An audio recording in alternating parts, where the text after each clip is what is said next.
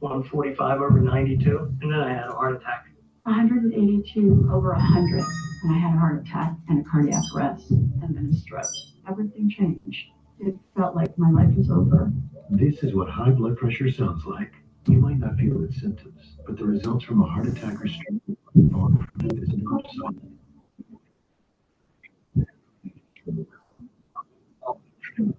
I was not in this situation. 180 over 110, and I had a stroke. But I'm 33, so I don't see this coming. If you come off the treatment, get back on it, or talk with your doctor to create an exercise, diet, and medication plan that works for you. Go to loweryourhbp.org. I had to tell everything's changed. I had to tell. Brought to you by the American Heart Association, American Medical Association, and the Ad Council. 1490 WHBB. Okay, back in business. We've got the YouTube live stream is up, and I'm going to continue with the press release from the Dallas County Democratic Party and the county chairman, Collins Pettaway III. I left off talking about interested candidates may qualify again at Thomas Accounting and Income Tax Services located at 1600 Broad Street. County qualifying hours will be from 9 a.m. to 5 p.m. The county qualifying fee is set at 2% of the annual salary of the desired position. County committee candidates qualifying fee is $75. You can request a candidate qualifying information kit for a county ballot position at DCDEC secretary at gmail.com. All other ballot positions such as governor, U.S. Senate, U.S. House of Representatives, State Senate, and State House District Representative are qualified through the state party's election portal at aldemocrats.org. The state party's qualifying fee is 2% of the annual salary of the position. Chairman Pettaway says that as we move toward the 2026 primary election, our commitment is simple. We want an open, organized, and accessible qualifying process for anyone who feels called to serve. Dallas County deserves leaders who are prepared to show up for the people. And that begins with a fair and clear way to enter the race. That was quoted in the press release from the chairman, Collins Pettaway III. The Dallas County Democratic Executive Committee serves as the official working arm of the Democratic Party in Dallas County, leading local organizing efforts, supporting candidates, and strengthening voter engagement to help connect residents to the democratic process. The Democratic primary election will take place on May 19th, 2026. And so I guess we might as well get ready as we get ready to go into this next year and prepare for the political process. And I hear a lot of people question the wisdom of the Supreme Court as it relates to the Voting Rights Act, and with the Supreme Court, in essence, sending a lot of these lawsuits back to Congress and saying Congress has to develop an up-to-date formula to deal with some of the issues. But, at the end of the day, though, I don't know of anyone who can't get registered to vote if they're not a convicted felon.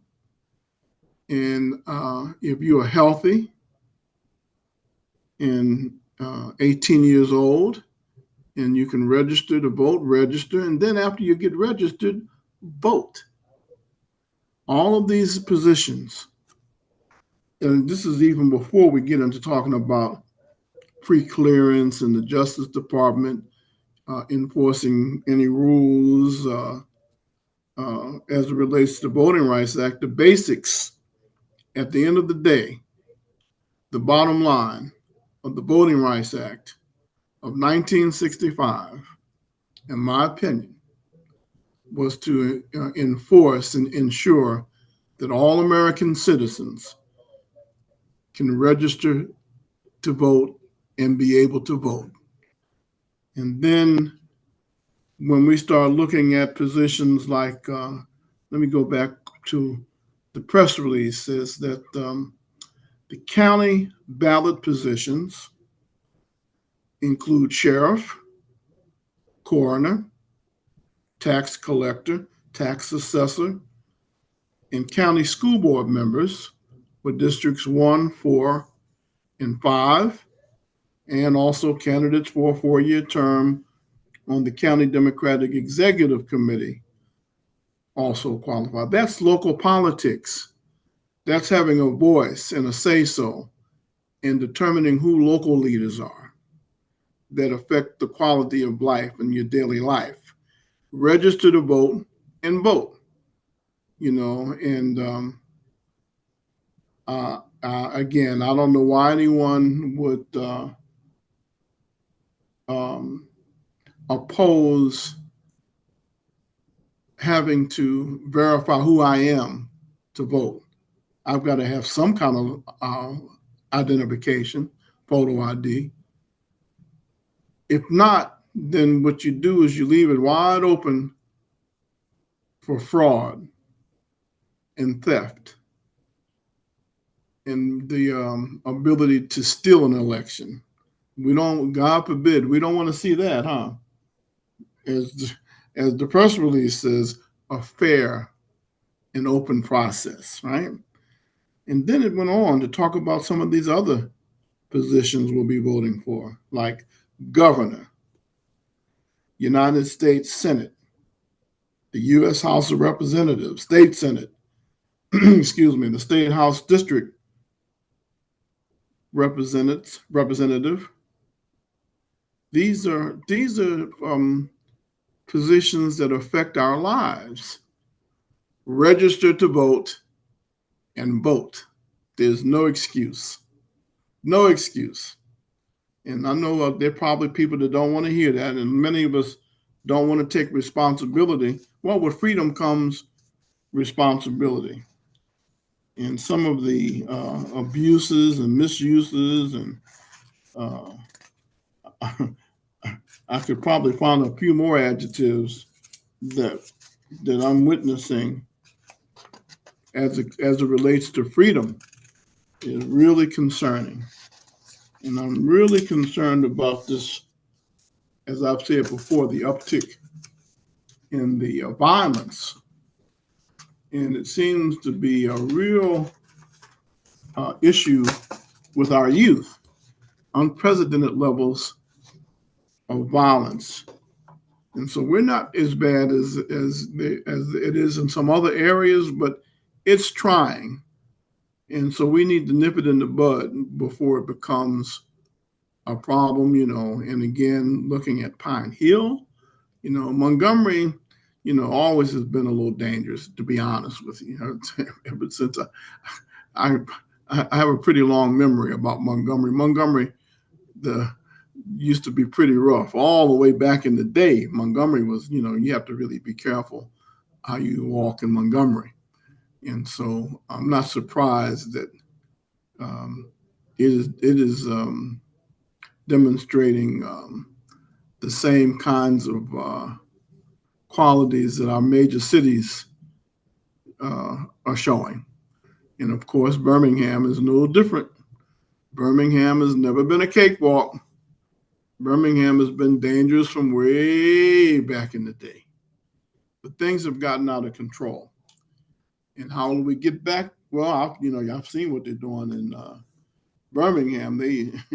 They brought everybody in, all the federal and state agents, law enforcement agencies, and local agencies, sheriff departments and police departments, and the ABI and the FBI and ATF, all the alphabets put together a task force, and they start arresting folks and confiscating illegal guns, and just the number of operations that have netted and resulted in some of the most violent repeat offenders being pulled off the streets. And I would imagine that's a good place to start with anybody that it's a repeat violent offender. I don't see how anyone could disagree with that. I understand that Memphis and in DC, as a result of the military assistance, are experiencing a decrease in violent crimes. Who would not want that? But anyway, we'll see. We get so caught up in these political narratives and political campaigns and all this so-called posturing and forget the most important things: quality of life, public safety, prosperity, and then again, we've got some of these other issues like infrastructure. I hope Marion is solving its problem. I understand that some of the problem is because of the infrastructure is so old, like Selma. Selma has old infrastructure. These old towns using those old pipes, those pipes are starting to break down. And when they break down, we have issues in terms of clean drinking water. And that is what has happened in Marion and in Perry County. But I understand that their repairs have started. But you have to practice the boil water notice, in order to ensure that you have clean water. So those are issues that matter. I'm more concerned about infrastructure and potholes and getting garbage up. Those are issues that matter. And so many times, though, we get distracted with the other narratives that come along that are competing for our attention. But if you're not registered, register to vote. And if you are registered to vote, vote. That's a real good place to start, huh? Let's take this break. I'll be back with more after these messages. Home renovation, restoration, or construction of a brand new home from the foundation up, it's very important that you choose the right contractor from the start. That's why you should contact Steve Johnson at Renovation Plus. Renovation Plus specializes in all phases of home repair, paint, and remodeling. Take down this phone number, 334-412-1939. Steve Johnson at Renovation Plus, licensed, bonded, and insured. Listen to this Renovation Plus customer. This is Sandra at Cornerstone Realty. He works very well with his client. If he says he's going to be there, he's going to be there. He does excellent work. And he also is more than just a carpenter. He's more a craftsman.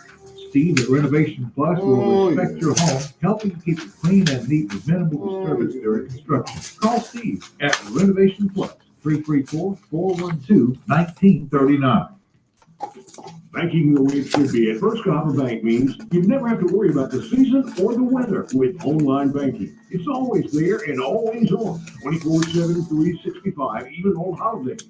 I'm Richard Walters, president of First Cahaba Bank, here to let you know that all of our online banking resources have been invaluable to our First Cahaba customers. Although our lobbies are open, personal and business customers have discovered how convenient and easy it has become to manage financial resources without having to come inside the bank. And all of our online services, including mobile banking app, are free. Visit firstcahaba.com to get all of the information, or feel free to call any of our locations in Selma, Troy, or Gulf Shores for for any questions or information. Banking the way it should be at First Cahaba Bank means we are constantly focused on the very latest technology for customer convenience and overall satisfaction. We would love for you to join our growing community bank family. First Cahaba Bank, member FDIC, equal housing lender.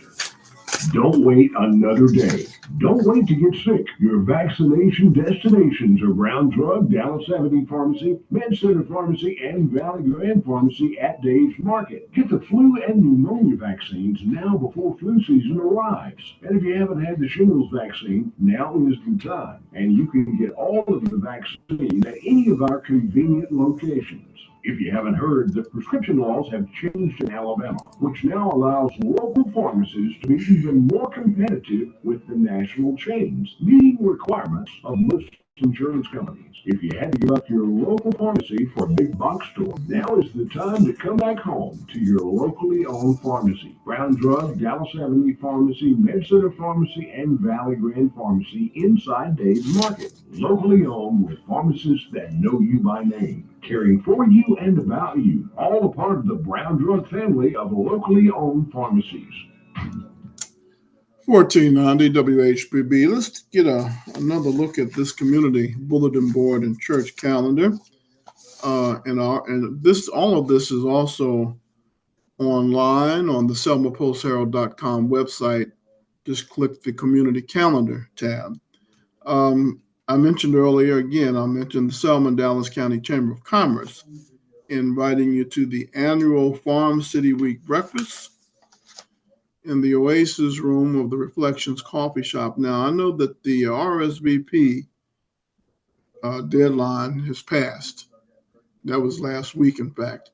But they have as their commissioner, the guest speaker rather, this morning, the assistant commissioner of the Alabama Department of Agriculture and Industries. Okay, coming up December 1st through the 13th, the Selma Dallas County Historic Preservation Society's 47th Annual Holiday House, Monday through Saturdays from 8 until 5:30, Sundays from 1 until 4 at the Miss Minnie Sue's Cottage, 622 McLeod Avenue. Vendors are wanted. Call Candy, at 334-412-8550. The Selma Dallas County Public Library having lunch at the library with David Graves, Alabama Faith Churches and Stained Glass. This is Thursday, December 4th. Tickets are $15. For more information or to make a reservation, call 334-874-1725. The Burnsville Fire Department, Volunteer Fire Department, having a Christmas market Saturday, December 6th, 8 a.m. until 2 p.m. at the Burnsville Volunteer Fire Department, 8605 Alabama Highway 14 East. For more information, contact Lindsay Everett at 334-306-4430. Gallery 905 is hosting Sarah's calligraphy class on the first Saturday, December 6th, 11 a.m. until 1 p.m., 905 Water Avenue. The class fee is $60. All materials provided. Register at artsrevive.com under workshops. The City of Selma's annual Christmas parade is Sunday, December 7th, 4 p.m., downtown Selma. For more information or to register, you can go to www.jotform.com/City of Selma /2025 Christmas Parade. And the Christmas Parade Committee inviting all choirs, musicians, ensembles, individuals, groups, businesses, or organizations to participate in the City of Selma's annual Christmas Parade. Legends and Lights is the theme for this year's parade. This theme requires that each parade entry have some sort of light and music aspect, including creative ideas, such as the recorded or live Christmas music, lighted inflatables, apparel, props, etc., a lit parade float, and they are accepting registration now, but please complete the online registration form and payment to enter the parade before December 1st. There'll be a $100 late fee that will be applied to any registration submitted after December 1st, and no submissions will be accepted after December 5th by noon, okay?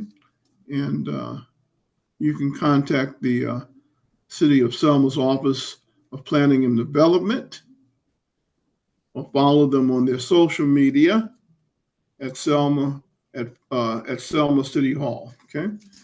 But there's also a parade in Thomasville the day before, Saturday, December 6th. Thomasville, Alabama's Chamber of Commerce presenting Christmas Through the Decades. And so they're having a Christmas parade and a downtown stroll. The parade at 10 a.m. and the stroll from 11 until 2, featuring craft vendors, food vendors, inflatables, Santa's workshop, pictures with Santa, music, face painting. For more information, for vendors and sponsors, contact the Chamber office at director@thomasville.com or call them at 334-636-1542. You can also follow them on Facebook to stay on top of all of the events. And another big parade coming up, the one I always talk about this one because the first time I went, it just blew me away. I'm talking about the Minna Christmas Parade. That's going to be December the 13th. The first time I went to the Minna Christmas Parade, it kind of took me off guard because I've relayed the story before. I mean, you know, if you've been to Minna, you know, you ride for a good little while in rural Alabama. And then out of the clear blue sky, thousands of people out of nowhere, like hundreds and thousands of people were at the parade. I said, what in the world is all of this? And everybody was having a good time. I remember Deacon Nessick Waters, the first year was one of the chairman, not the chairman, the Grand Marshal for the Minna Parade. That was some parade. But anyway, lineup begins at 9 o'clock. The parade starts at 10. This is Saturday, December 13th. Line up at 9 a.m. in the heart of Minna, Alabama. How about that, huh? And coming up on December the 20th, the annual Senior Citizens Appreciation Carnival. Doors open at 9 at Wallace. Look, I'll see you tomorrow morning. The good Lord willing. Stay tuned for Fox News up next on WHBB Selma. It's 9 o'clock. Back at the economy. I'm Dave Anthony, Fox News. The updates we got this morning are from September, delayed by the government shutdown. We found out retail sales were less than expected, increasing just 0.2% from August versus 0.4% expectation. The September retail sales report suggesting consumers